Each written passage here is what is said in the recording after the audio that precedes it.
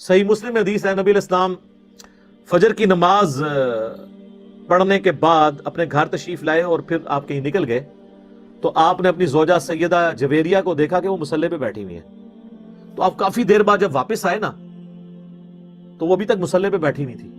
کم از کم 1.5-2 گھنٹے تو بنتے ہیں فجر سے لے کے اشراق تک.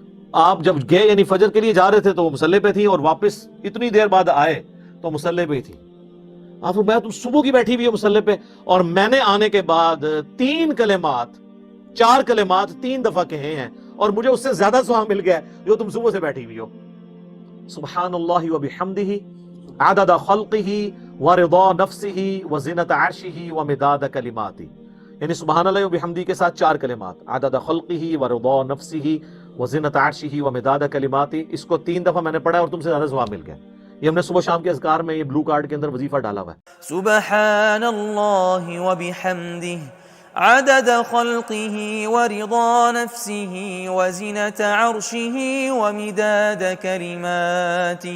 سبحان اللہ وبحمدہ عدد خلقہ ورضا نفسہ وزنة عرشہ ومداد کلماتہ.